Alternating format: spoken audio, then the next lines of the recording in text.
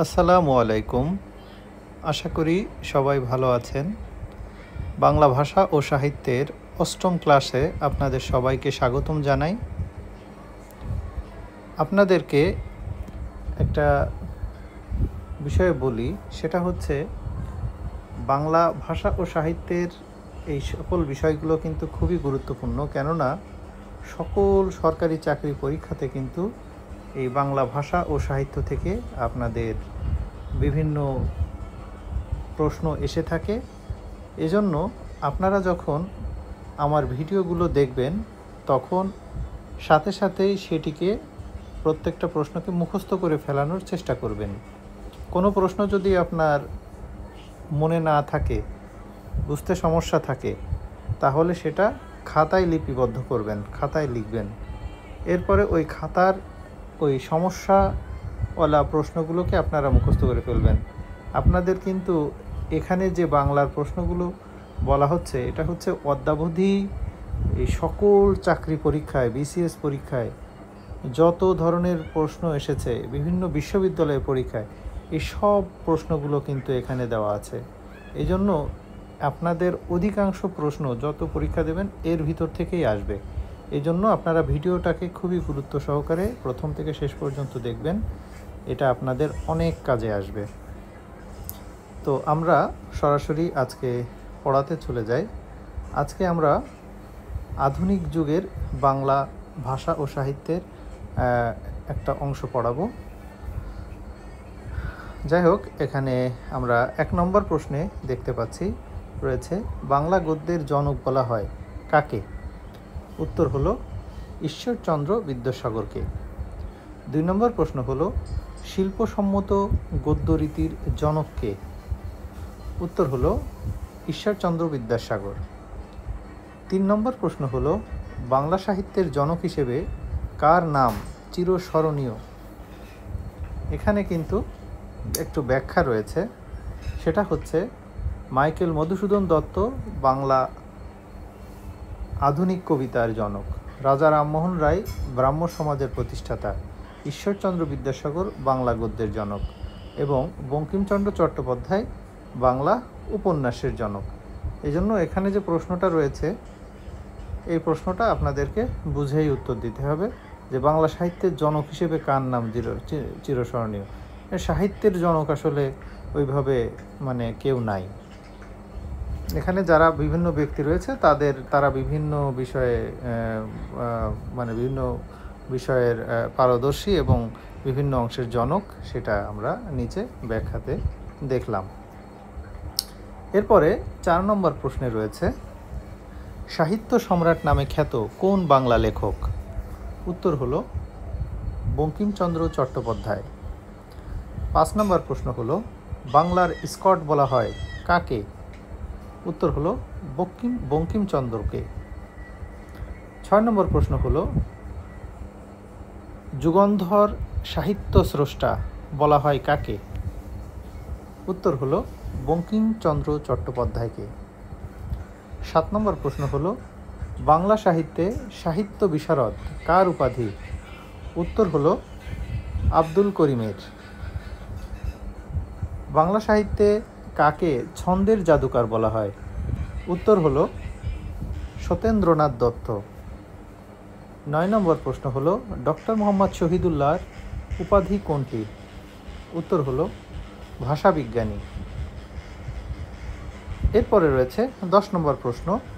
10 নম্বর প্রশ্ন হলো, অপরাজেয় কথাশিল্পী কার ছদ্মনাম? উত্তর হলো শরৎচন্দ্র চট্টোপাধ্যায়। 11 নম্বর প্রশ্ন হলো, অমর কথাশিল্পী নামে পরিচিত কে? উত্তর হলো শরৎচন্দ্র চট্টোপাধ্যায়।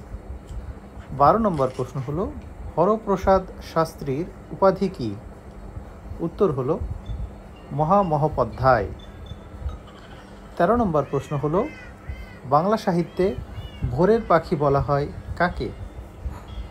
উত্তর হলো বিহারীলাল চক্রবর্তী। 14 নম্বর প্রশ্ন হলো, বিহারীলাল চক্রবর্তীকে ভোরের পাখি বলেছেন কে? উত্তর হলো রবীন্দ্রনাথ ঠাকুর। 15 নম্বর প্রশ্ন হলো, তর্করত্ন কার উপাধি? উত্তর হলো রামনারায়ণ। রামনারায়ণ তর্করত্ন বলা হয় ওনাকে। 16 নম্বর প্রশ্ন হলো মুসলিম নারী জাগরণের কবি কে? উত্তর হলো ফয়জুন্নেসা। 17 নম্বর প্রশ্ন হলো মুসলিম নারী জাগরণের অগ্রদূত কে? উত্তর হলো রোকেয়া সাখাওয়াত হোসেন। তাহলে এখানে কিন্তু আপনাদের কনফিউশন হওয়ার কোনো বিষয় নাই। নারী জাগরণের কবি হলো ফয়জুন্নেসা এবং নারী জাগরণের অগ্রদূত হচ্ছে রোকেয়া সাখাওয়াত হোসেন। এরপরে 18 নম্বর প্রশ্ন রয়েছে। 18 নম্বর প্রশ্ন হলো বাংলাদেশের জনগণের কাছে জননী সাহসিকা অভিধায় অভিষিক্ত কে? উত্তর হলো কবি বেগম সুফিয়া কামাল। 19 নম্বর প্রশ্ন হলো কলম সৈনিক উপাধি পেয়েছেন কে? উত্তর হলো আব্দুল হক। 20 নম্বর প্রশ্ন হলো নাট্যাচার্য হিসেবে খ্যাতি অর্জন করেছেন কোন নাট্যকার? উত্তর হলো সেলিম আল দীন। এরপরে আরও কিছু প্রশ্ন রয়েছে, সেগুলোর মধ্যে 1 নম্বর প্রশ্ন হলো মৈথিল কোকিল খ্যাত কে? এখানে সঠিক উত্তর আসলে অপশনগুলোর ভিতরে নাই। সঠিক উত্তর হচ্ছে বিদ্যাপতি। বিদ্যাপতিকে মিথিলার কোকিল বলা হতো। মিথিলা একটি জায়গার নাম। এরপরে 2 নম্বর প্রশ্ন রয়েছে কোন কবির উপাধি কবি কণ্ঠহার? উত্তর হলো বিদ্যাপতি। 3 নম্বর প্রশ্ন হলো কবি কঙ্কন কার উপাধি? উত্তর হলো মুকুন্দরাম চক্রবর্তী। 4 নম্বর প্রশ্ন হলো কে কবি কঙ্কন চণ্ডী? উত্তর হলো মুকুন্দরাম চক্রবর্তী। 5 নম্বর প্রশ্ন হলো যুগ সন্ধিকালের কবি কাকে বলা হয়? উত্তর হলো ঈশ্বরচন্দ্র গুপ্ত। 6 নম্বর প্রশ্ন হলো দত্ত কুলোদ্ভব কবি কে? উত্তর হলো মাইকেল মধুসূদন দত্ত। 7 নম্বর প্রশ্ন হলো আধুনিক বাংলা সাহিত্যের প্রথম বিদ্রোহী কবি কে? উত্তর হলো মাইকেল মধুসূদন দত্ত। 8 নম্বর প্রশ্ন হলো বাংলা সাহিত্যে স্বভাব কবি হিসেবে পরিচিত কে? উত্তর হলো গোবিন্দচন্দ্র দাস।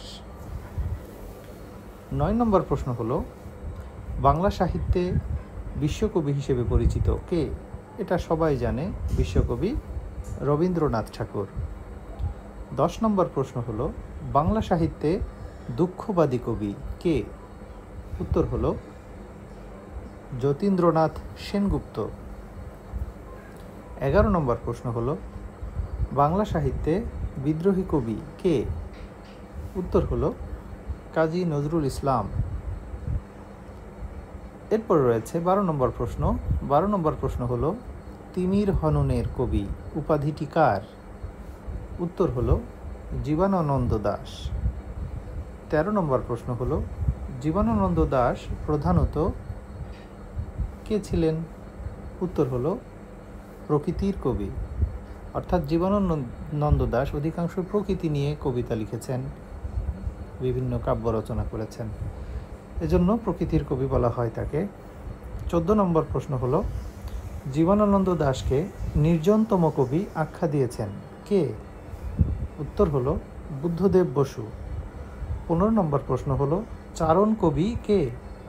উত্তর হলো চারণ কবি হচ্ছে মুকুন্দ দাস।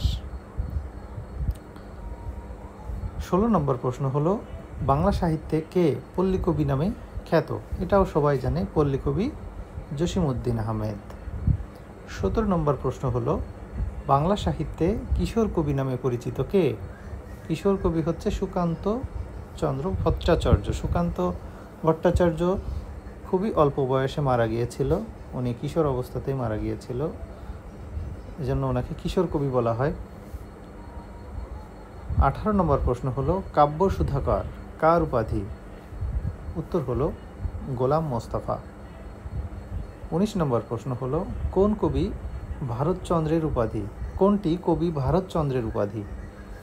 উত্তর হলো রায় গুণাকার। ভারতচন্দ্রের নামের সাথেই এই উপাধিটি রয়েছে। ভারতচন্দ্র রায় গুণাকার হচ্ছে ওনার পূর্ণ নাম। তাহলে 20 নম্বর প্রশ্ন হলো, কবি ভারতচন্দ্রকে রায় গুণাকার উপাধি দিয়েছিলেন কে? উত্তর হলো রাজা কৃষ্ণচন্দ্র। 21 নম্বর প্রশ্ন হলো, বাংলা সাহিত্যের প্রথম নাগরিক কবি কে? উত্তর হলো ভারতচন্দ্র রায়। 22 নম্বর প্রশ্ন হলো, নাগরিক কবি কাকে বলা হয়? উত্তর হলো শামসুর রহমান।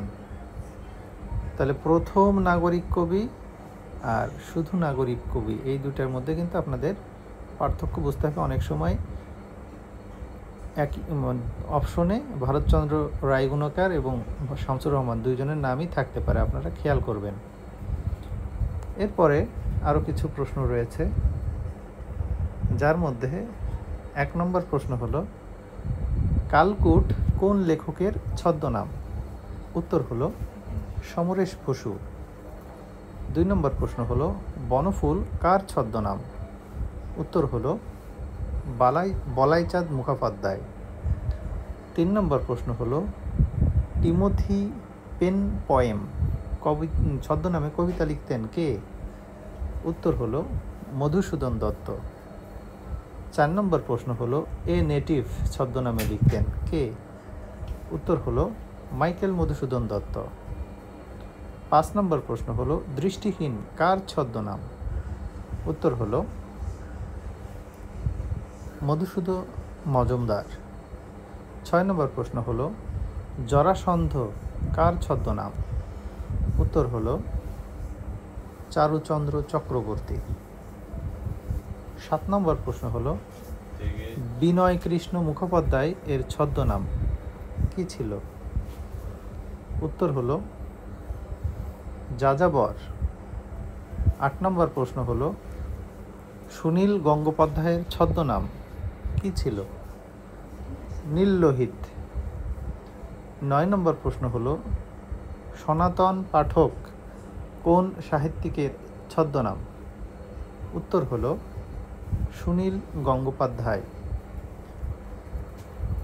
হ্যাঁ, এরপরে আরও কিছু গুরুত্বপূর্ণ প্রশ্ন রয়েছে, যার 10 নম্বর প্রশ্ন হলো, সুনন্দ কার ছদ্মনাম ছিল? উত্তর হলো নারায়ণ গঙ্গোপাধ্যায়। 11 নম্বর প্রশ্ন হলো, টেকচাঁদ ঠাকুর কার ছদ্মনাম? উত্তর হলো প্যারীচাঁদ মিত্র। 12 নম্বর প্রশ্ন হলো, মীর মশাররফ হোসেনের ছদ্মনাম কি? উত্তর হলো গাজী মিয়া। 13 নম্বর প্রশ্ন হলো, ভানু সিংহ ঠাকুর কার ছদ্মনাম? উত্তর হলো রবীন্দ্রনাথ ঠাকুর। 14 নম্বর প্রশ্ন হলো, ধূমকেতু কোন কবির ছদ্মনাম? উত্তর হলো কাজী নজরুল ইসলাম। 15 নম্বর প্রশ্ন হলো, সত্য সুন্দর দাস কার ছদ্মনাম? উত্তর হলো মোহিতলাল মজুমদার। 16 নম্বর প্রশ্ন হলো, বীরবল নিম্নোক্ত একজন লেখকের ছদ্মনাম, সেই লেখকটা কে? উত্তর হলো প্রমোদ চৌধুরী। 17 নম্বর প্রশ্ন হলো, জহির রায়হানের আসল নাম কি ছিল? উত্তর হলো মোহাম্মদ জহিরুল্লাহ। 18 নম্বর প্রশ্ন হলো, প্রবোধ কুমার কোন সাহিত্যিকের প্রকৃত নাম? উত্তর হলো মানিক বন্দ্যোপাধ্যায়। 19 নম্বর প্রশ্ন হলো, নিচের কোনটি শরৎচন্দ্রের ছদ্মনাম? উত্তর হলো অনিলা দেবী। 20 নম্বর প্রশ্ন হলো, রামমোহন রায়ের ছদ্মনাম কি ছিল? উত্তর হলো শিবপ্রসাদ রায়। 21 নম্বর প্রশ্ন হলো, পরশুরাম কার ছদ্মনাম? উত্তর হলো রাজশেখর বসু। 22 নম্বর প্রশ্ন হলো, প্রখ্যাত সাহিত্যিক শওকত ওসমানের প্রকৃত নাম কোনটি? উত্তর হলো শেখ আজিজুর রহমান। 23 নম্বর প্রশ্ন হলো, অশোক সৈয়দ কার ছদ্মনাম? উত্তর হলো আব্দুল মান্নান সৈয়দ। 24 নম্বর প্রশ্ন হলো, জাবালি ছদ্মনামে লিখতেন কে? উত্তর হলো বিমল মিত্র। 25 নম্বর প্রশ্ন হলো প্রিয়দর্শী ছদ্মনামে লিখতেন কে? উত্তর হলো সৈয়দ মুস্তফা আলী। 26 নম্বর প্রশ্ন হলো দাদা ভাইয়ের আসল নাম কি?